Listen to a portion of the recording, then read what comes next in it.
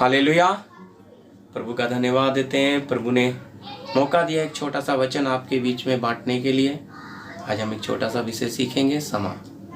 तो प्रिय, समा हमारे जीवन में समा क्यों जरूरी है, माफ करना हमें क्यों जरूरी है प्रियो, ये बात हमने समझना है। अगर हमें माफ करना आ गया तो प्रियो हमारे लिए ये बड़ा आशीष का कारण होगा, ये बड़ा आत्मिक उन्नति का कारण होगा। और माफ करना कैसे, वचन से हम 2 वचन को सिर्फ मैं आपके सामने रखना चाहूंगा। मन से क्षमा कैसे कर सकते हैं। और क्षमा, बहुत लोग क्षमा कर देते हैं, मसीहत में करते हैं, लेकिन वो कैसे नहीं कर पाते, मन से नहीं कर पाते, जिसके कारण उनके जीवन में ये आशीष नहीं आती प्रियो।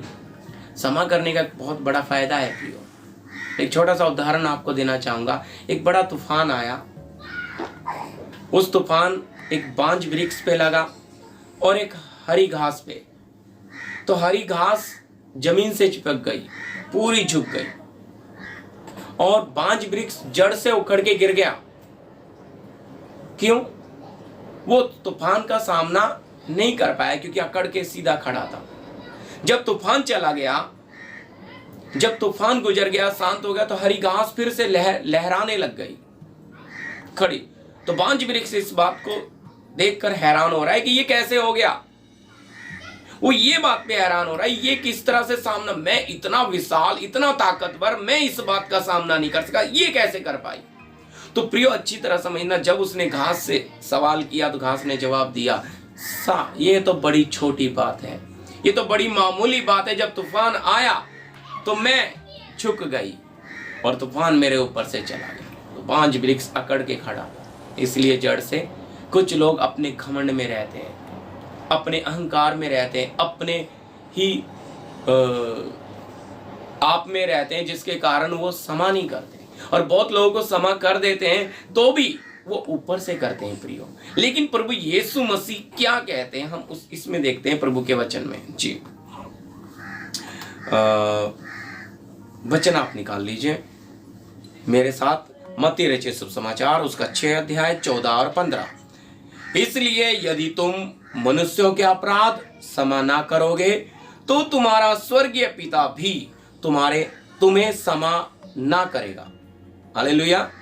क्या लिखा है? इसलिए यदि तुम, प्रियो, हम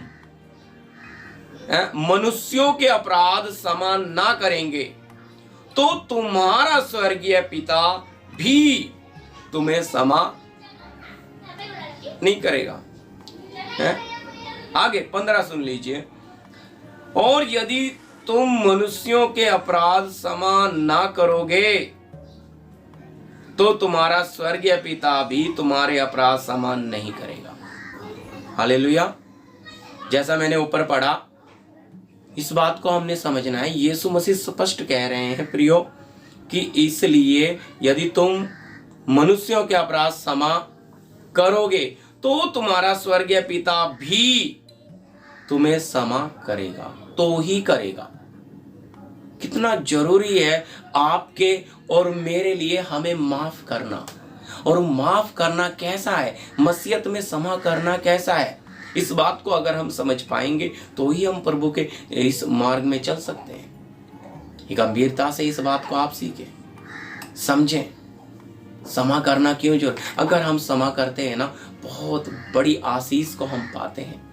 हमारे जीवन में उस नम्रता को धारण करते हैं, हमारे जीवन में उस सहनशीलता को धारण करते हैं प्रियो। इसलिए ये भी एक बड़ी आशीष है हमारे लिए, माफ करना या क्षमा करना।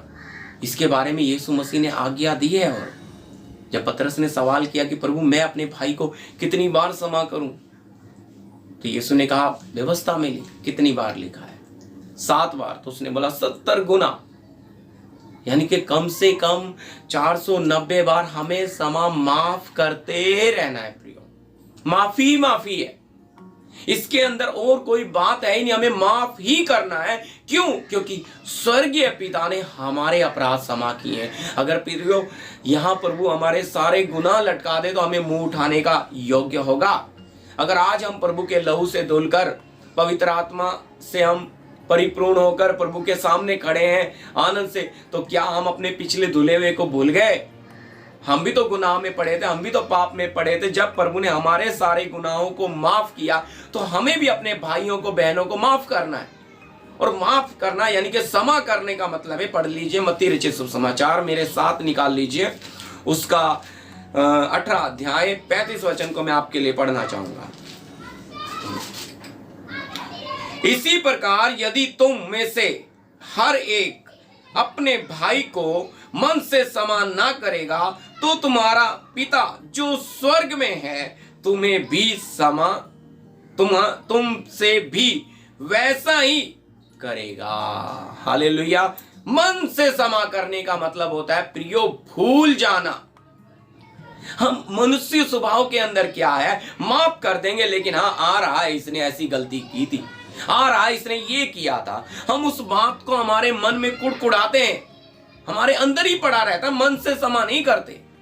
समझने के लिए, अब किसी की शादी है तो किसी के ससुराल वाले ने या किसी ने वायदा कर लिया, भाई साहब हम अपनी अब इस समय शादी कर रहे हैं, बेटी ले जाओ, हम ये चीज आपको बाद में देंगे। या एक गाड़ी पर अभी बाद में हाथ बहुत टाइट हो गया, वो गाड़ी नहीं दे पाए, बेटी दे दी, सब कुछ दे दिया, गाड़ी नहीं दे पाए, और फिर जमाई से माफी मांग ली, हम माफी चाहते हैं जी, दे नहीं सके क्योंकि पैसे की बहुत तंगी है हम। तो उसने बोला कोई बात नहीं जी, जाने दो। लेकिन जब भी ससुर को देखेगा या ससुराल के लोगों को, वो बात उसके मन में आएगी, इस ससुर ने वायदा किया था और फिर दिया नहीं, तो क्या आएगा अंदर से प्रियो? ये बात हमारे जीवनों में होती है। हम इंसान को माफ कर देते हैं लेकिन क्या नहीं करते, मन से क्षमा नहीं करते। तो याद रखना, हमारा स्वर्गीय पिता भी हमें माफ नहीं करेगा प्रियो। ये बहुत गंभीर बात है। हम क्षमा करना सीखें, हम उस घास के समान झुक जाएं, हर समस्याओं के सामने क्या बने, नम्र बने, ताकि हमें क्षमा करना आ जाए, माफ करना। और ये माफ कहाँ से करना है? दिल से, हृदय से क्षमा करना है। मैं प्रभु का धन्यवाद देता हूँ ये छोटे से वचन के लिए, ताकि ये वचन आप लोगों के लिए आत्मिक उन्नति का कारण हो। सारी महिमा मैं प्रभु को देता हूँ, प्रार्थना करता हूँ। धन्यवाद पिता इस वचन के लिए, इस मौके के लिए प्रभु, ये सुनने वाले हर एक के लिए आशीष का कारण हो। प्रार्थना यीशु मसीह के नाम से, आमीन। सबको जय मसीह।